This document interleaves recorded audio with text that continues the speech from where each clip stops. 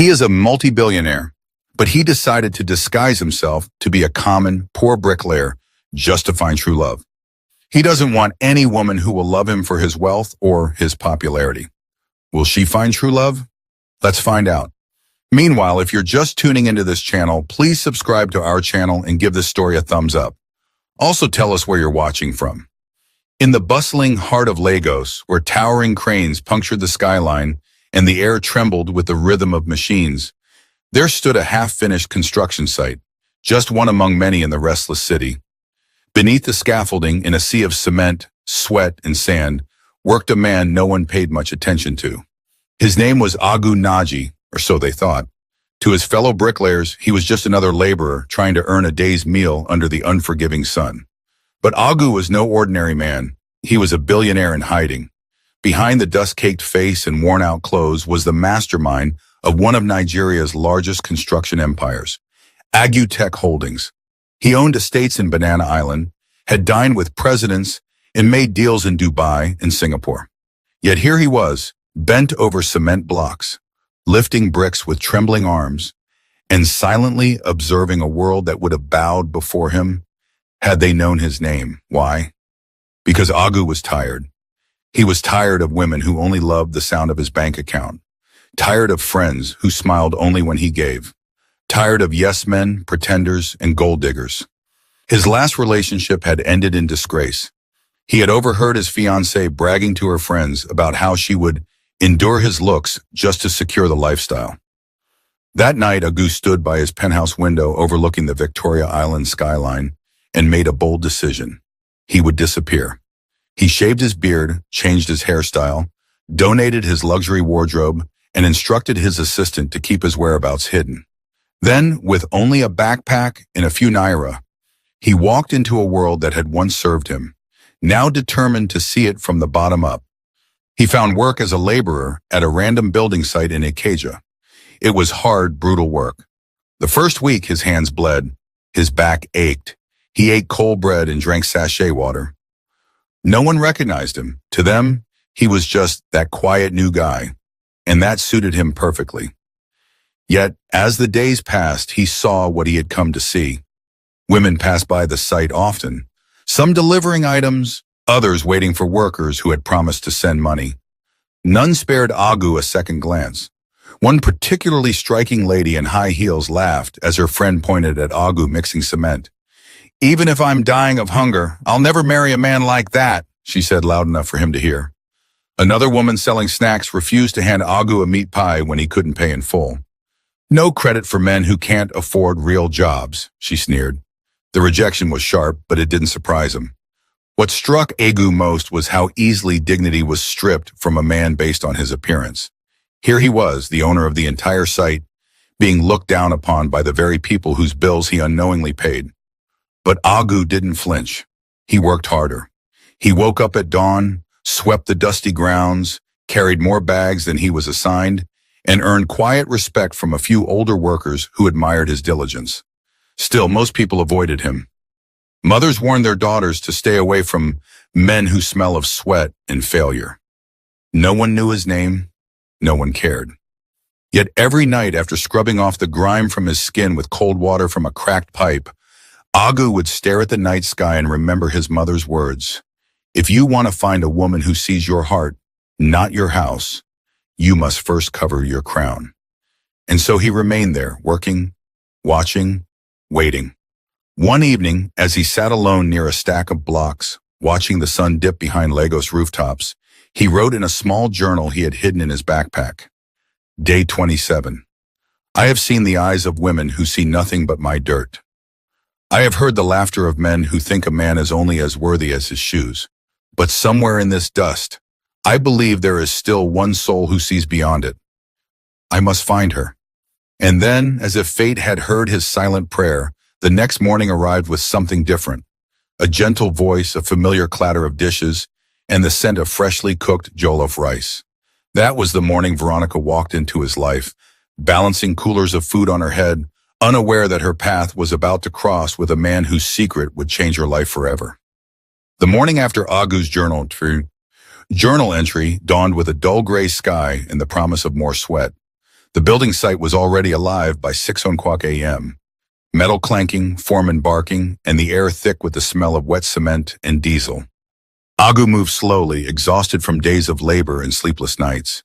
He hadn't eaten since the previous morning, his pocket was empty, and the stale bread he had hidden under his bag had been eaten by rats. He was kneeling by a pile of bricks when he heard it. A soft, rhythmic jingle, metal spoons clinking gently in a plastic bowl. He turned his head. Walking through the gate was a young woman balancing 2 stainless steel coolers on her head, wrapped in an old scarf.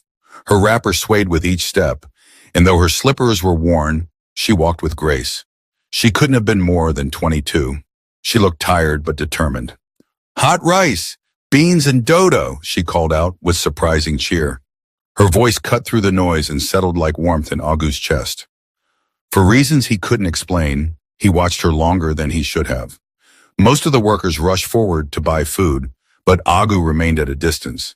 She moved efficiently, scooping rice, measuring beans, and dashing out meat with a soft smile and a soft thank you. Her movements were smooth, practiced. Her hands moved quickly, but there was a gentle kindness in her face, different from anything Agu had seen since arriving. Eventually, the crowd thinned. She stood, fanning herself with the lid of a cooler, when Agu approached, slowly, cautiously. "Good morning," he said, his voice hoarse. She looked up. Her eyes were large, dark, and steady. She studied his face for a moment, then smiled. "Morning, sir. You want rice?" Agu hesitated and patted his pockets, embarrassed. I was just coming to ask for water." Without blinking, she reached into her carrier bag, pulled out a sachet of cold water, and handed it to him. "No problem. You look tired. It's hot today," she said. He took it. "Thank you." Just then, a crumpled N500 note fell from his pocket and landed in a muddy puddle. He bent to pick it up, but she was quicker. Veronica crouched down, picked it up gently, and rinsed it with water from her hand-washing bottle. Then she dried it with the edge of her wrapper before handing it back. Agu stared at her, stunned. Most women would have grimaced. Some might have mocked, but she handled the dirty money as if it were gold, without judgment, without hesitation. "What's your name?" he asked. "Veronica." "Veronica," he repeated almost to himself. "I'm Agu." She nodded. "Nice to meet you, Agu. You look like someone who works too hard and eats too little." He laughed, a small, genuine laugh he hadn't felt in weeks. "I suppose that's true," he replied. That afternoon, Agu returned to her food stand and ordered a small plate of beans and plantain. He didn't have enough money, but she gave it to him anyway. "Pay when you can," she said simply. He tried to protest, but she waved it off. Over the next few days, it became a routine. Agu would look for her every morning, and Veronica would always greet him with that same quiet smile. Sometimes she gave him extra meat. Other times, he would help her carry the coolers to the bus stop after lunch. The other workers noticed and began whispering, laughing. "Agu don, fine wife," one joked. But Agu didn't care. He was drawn to her simplicity. She didn't try to impress. She didn't speak loudly or dress to attract. Yet she had a dignity about her, a strength he couldn't explain. One evening as they sat beside the cement mixer, sharing a sachet of groundnuts, Agu asked, "Why are you always so kind to me?" She looked up at the sky for a moment, then said softly, "Because I've known what it feels like to have nothing and still need kindness. People look down on you fast in this world. I just don't want to be one of them." Agu was silent. Something inside him shifted. In a world where people chase money and status, here was a girl who still believed in dignity, empathy, and honor. She didn't know who he was. She didn't know the land she stood on belonged to him. Yet she treated him with more respect than all the women who had tried to sit in his Benz and drink champagne at his villa. And so, slowly, a seed was planted. Not of desire, not of infatuation, but of something deeper, hope. Because for the first time since he began his disguise, Agu thought, maybe, just maybe, she is the one I've been waiting for. The rainy season crept into Lagos like an unwelcome guest. Gray clouds gathered daily, casting long shadows across the city's skeleton buildings. The once dry and dusty construction site became a muddy maze. Boots sank into the earth, cement dried slower, and tempers rose faster. But amid the chaos, one thing remained constant: Veronica and Agu's growing bond. Every morning, despite the rain, Veronica still came. She now tied a nylon sheet over her coolers and wrapped her scarf tighter against the wind. Her clothes were often soaked by midday, but she never stopped smiling, especially when she saw Agu. They didn't speak much in front of others. They had developed a quiet understanding, a connection in the way their eyes met across the scaffolding. When Agu was too tired to walk over, Veronica brought the food to him. Sometimes he paid, sometimes he didn't, but she never once asked for money. Other workers started to notice. Some teased, some mocked. Veronica must be doing charity work now. See love in the rain. Sister, better shine your eyes. This one no get future. Agu heard it all. So did Veronica. But she never responded. She kept serving food, kept laughing, kept wiping her cooler lids clean, as if the words around her didn't exist. But not everyone stayed silent. One afternoon, a woman appeared at the site, dressed in a tight blouse and loud slippers, her expression as sharp as a kitchen knife. It was Madame Ijoma, Veronica's aunt. She marched across the mud-streaked site, her face twisted in anger. When she spotted Veronica sitting on a slab of concrete beside Agu, laughing over a shared sachet of chin-chin, she exploded. "Veronica," she shouted, "what are you doing sitting with this dirty man?" Agu slowly stood, confused, but Veronica's face had already paled. "Auntie, please," she said softly. "He's not what you think." "I said stand up," Madame Ijoma roared, grabbing her niece by the arm. "So this is why you're always late? Sitting with a bricklayer? Is this what you've become?" Veronica tried to explain, but her aunt was relentless. "You think a man who can't afford 3 meals is a husband? You think love will feed you? Foolish girl, if your mother were alive." Veronica flinched. Agu watched quietly, fists clenched at his sides. He wanted to speak, to defend her, to tell this woman she was insulting a man who could buy 10 of her shops and still have change. But he stayed silent. He had chosen this test. He had chosen this path. Before he could step forward, Madame Ijoma shoved Veronica's food cooler to the ground. Plates shattered. Rice and stew spilled like fallen pride. Everyone froze. "I don't want to see you near this man again," she spat. "You've disgraced this family enough." Then she turned and stormed off. Veronica stood motionless. Her lips trembled, but no tears came. Slowly, she bent down and began picking up the broken plates. Agu knelt beside her. "I'm sorry," he whispered. She shook her head. "Don't be. You didn't do anything wrong."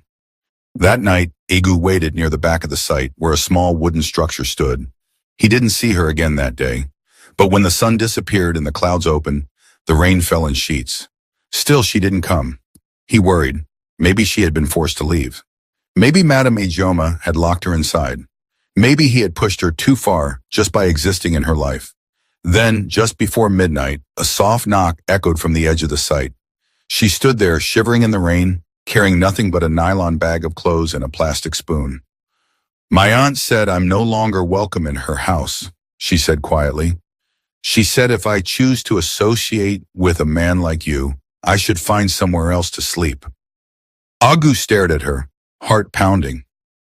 There's a dry corner in the building," he said. "It's not much, but it's safe. You can rest there." She nodded, and just like that, Veronica entered his world. Not the world of secrets and wealth, but the real one. The raw one. The one with no roof, no furniture, no comfort. Just 2 people trying to survive. He offered her his only jacket again. She lay on a pile of folded cement bags, while he sat against the wall, knees pulled to his chest. "I'm sorry you're going through this because of me," he said softly. She looked at him from the darkness. "I'd rather be cold beside someone who respects me," she replied, "than warm in a house where I'm treated like a fool." Agu turned his face away, but not fast enough. A tear had already slipped down his cheek. The unfinished building became their refuge.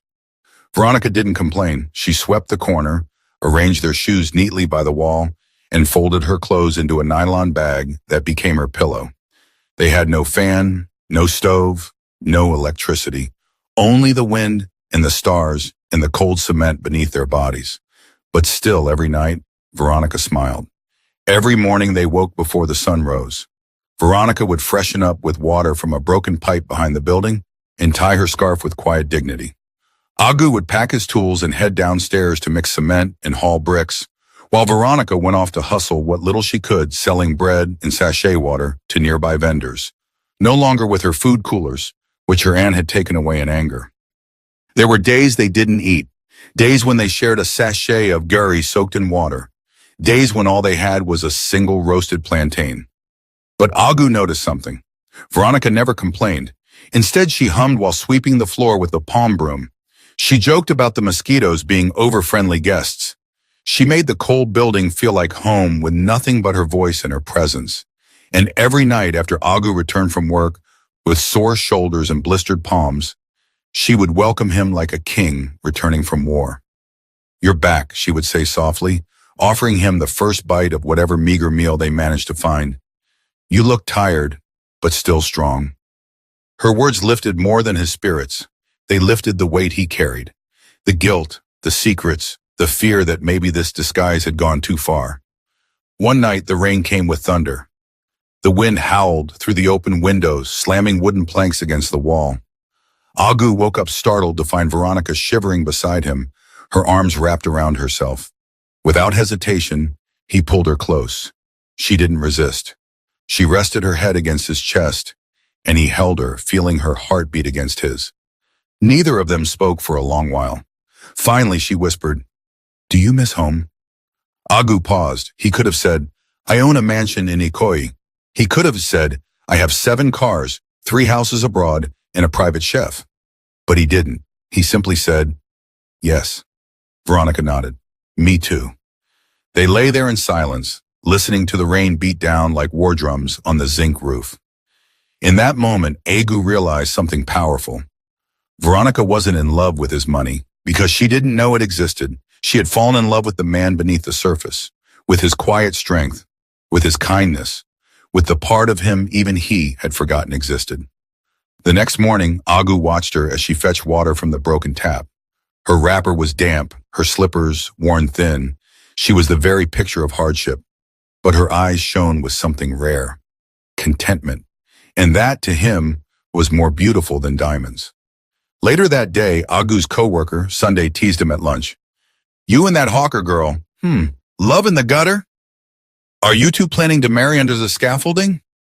Agu smiled politely, but said nothing.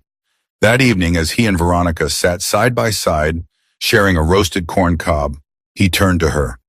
"I've never known peace like this before," he said. Veronica laughed gently. "We're sleeping on cement, Agu." "Yes," he replied, "but my heart has never been softer." She grew quiet. Then she asked, "If I told you I had nothing to offer, no future, no money, would you still sit here beside me?" He didn't hesitate. "I'd sit here for the rest of my life." She turned to face him fully. "What if we never leave this building? What if this is all we ever have?" Agu looked around at the broken walls, the hanging wires, the exposed rebar. Then he looked at her. "If I have you beside me, I won't notice." In that moment, something passed between them.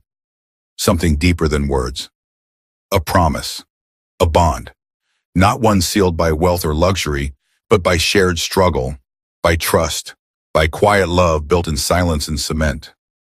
That night he lay awake staring at the ceiling beams. He knew the end of the test was near. He knew that soon he would have to reveal the truth. But a question haunted him. Will she forgive me for not telling her sooner? Weeks passed. The rainy season softened, but Agu's feelings grew stronger, richer than the soil beneath his tired boots. Every day he worked harder.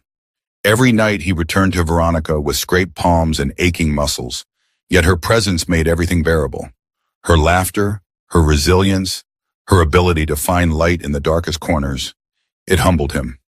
One evening, as the sun dipped low and the sky turned golden behind the skeletal building, Agu sat with Veronica, watching her stitch a torn hem on her wrapper. She was focused, lips slightly parted, hands working gently but efficiently. "You sew well," he said. She smiled without looking up. "My mother taught me, before she passed." Agu nodded, hesitating. You speak about her often. She was my best friend, Veronica said softly. She taught me how to cook, how to sell, how to pray when I'm in pain, and how to smile even when life is unfair. Agu swallowed hard. He wanted to take her away from all of this, to lift her out of the dust and place her in the palace she deserved. But he wasn't ready, not yet. The truth would come, but only after one last step. The next day, Agu went to the market alone. He sold an old wristwatch he had been holding on to. It wasn't real gold, just a symbol, a reminder of the world he had left behind, but it fetched enough for a small gift. That night, under a full moon and beside a flickering lantern, Agu reached into his pocket and pulled out a ring. It wasn't made of gold or diamonds. It was a copper wire twisted carefully around a small, smooth stone he had found while working. It was crude, but it sparkled in the light like a hidden treasure. Veronica blinked, confused. "What's this?" she asked gently. Agu's voice trembled. "It's not much, but it's the only thing I've ever given someone with my whole heart." Veronica stared at him. "I have no house, no savings, and nothing to offer except my love," Agu continued.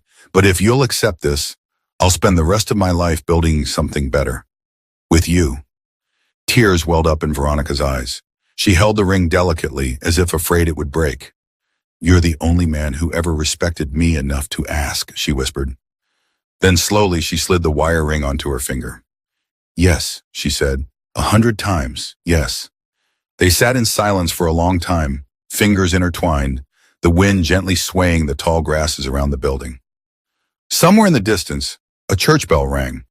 The city buzzed with its usual noise, but their corner of the world was still sacred. The next morning, word spread among the workers. "You've proposed to her?" one asked, incredulous. "With what money?" Another laughed. "Love won't pay rent, my brother." Some shook their heads, others jeered, but Agu remained calm. He had nothing to prove to them. Veronica, however, faced it all with grace. "Let them laugh," she whispered to Agu later. "The world laughed at my mother too, until the day she passed and the whole street cried." In her, Agu saw the kind of strength wealth could never buy. And in him, Veronica saw the kind of man no amount of status could create. Together, they were building something invisible to the world, but unshakable at its core, love. The wedding day arrived like a dream wrapped in morning mist. There was no cathedral, no choir, no white carpet, just an open space near the building site, a faded canopy borrowed from a local event planner, and a few plastic chairs arranged in rows. Agu wore an old gray suit donated by one of the masons. Veronica wore a simple white dress she had sewn herself using leftover fabric and threads she bought from the market. Her veil was made from a sheer curtain she found in a nearby trash heap and washed diligently for days. It had holes in the corners, but to Agu she looked like royalty. None of Veronica's relatives attended. Madame Ijoma had forbidden anyone from shaming the family further by showing up. The workers came, though, not because they believed in the marriage, but because they were curious. "Let's see this love that lives on hunger," someone muttered under their breath. Agu's heart pounded, not with nerves but with anticipation. He was about to reveal everything. As the officiant, a retired pastor from the nearby street, began to speak, Agu's mind drifted to all the moments that had led him here. The muddy puddles, the torn wrapper, the sachet water she gave him without hesitation, the nights they slept on bare cement, the morning prayers Veronica whispered softly when she thought he was asleep. Now it was time. Just before the exchange of vows, Agu raised his hand gently. "Please, just a moment." He turned to the small crowd of workers, onlookers, and curious neighbors. Then he turned to Veronica, who stood there wide-eyed, unsure of what was happening. He reached into his pocket and pulled out an envelope. He handed it to the officiant, who read its contents aloud. "Certificate of Ownership, Agu Naji, CEO of Agutech Holdings, sole owner of Lagos Skyline Projects, and all associated real estate assets." There was a heavy pause. Someone dropped their water bottle. Murmurs erupted. Agu stepped forward and took the microphone. "My name is Agu Naji," he said. "I own this building site. I own the company that employs most of the men here. I came here dressed in cement, covered in sweat, not to deceive, but to see if love could survive without wealth. He turned to Veronica. And you, Veronica, fed me when I had nothing to offer. You gave without asking. You defended me when everyone else mocked me. You saw me when I was invisible. Veronica stood frozen. Tears slipped down her cheeks. She opened her mouth, but no words came. The workers, many of whom had once laughed at Agu, now stood in stunned silence. Agu stepped closer. This dress is not humble, he said to her gently. It's powerful, because the woman wearing it loved a man without knowing his name. He knelt. And now that you know it, Veronica, will you still be my wife? Through the tears, she nodded, and then her voice came, soft, trembling, and sure. Yes, with all my heart. The air shifted that day. News spread like wildfire. The bricklayer is a billionaire. People who once laughed now whispered in awe. Phones buzzed with blurry photos from the simple wedding. Headlines swirled across local blogs. Mystery groom at Ikeja construction site turns out to be Tycoon Agu Naji. But the truest moment of awe came after the ceremony. Agu held Veronica's hand as they stepped into a gleaming black SUV that had arrived just minutes after the vows were exchanged. Veronica, still stunned, sat in silence as the car glided past familiar streets and turned toward parts of Lagos she had only seen on TV. They stopped in front of a magnificent glass mansion in Ikoyi. The gates opened slowly. Welcome home, Agu said. Tears rolled silently down Veronica's cheeks. This is your house? He nodded. It's ours now. Inside, maids and security guards stood respectfully. Veronica's mouth opened in shock. The living room alone was larger than her aunt's entire compound. Later that evening, Agu drove her back, not to the mansion, but to the same dusty building site. The workers had gathered. Some were still in disbelief. The same men who had once mocked him stood stiffly, awkwardly, ashamed. Agu stepped out and addressed them. This site was built with your hands. Today I honor that. He turned to the foreman. Double every worker's salary, starting now, and he looked at Veronica with pride. A new foundation will be laid here next month. It will be a community center and scholarship foundation in Veronica's name, for the daughters of every laborer who dreams of more. There was silence, then slowly, applause, then tears. Madame Ijoma arrived moments later, breathless and stunned. Her eyes searched Veronica's, pleading. Veronica walked over, calm and steady. I don't hold bitterness, Auntie, but I will never forget how quickly you threw me away. Madame Ijoma collapsed to her knees. Forgive me. Veronica lifted her gently. Forgiveness is a gift, she said softly, but respect must be earned. That night, as Agu and Veronica stood hand in hand under the stars, he whispered, Thank you for loving me when I had nothing. She smiled. I didn't fall in love with your money, Agu. I fell in love with your soul. And beneath the night sky, with no disguise left to wear, Agu finally felt free,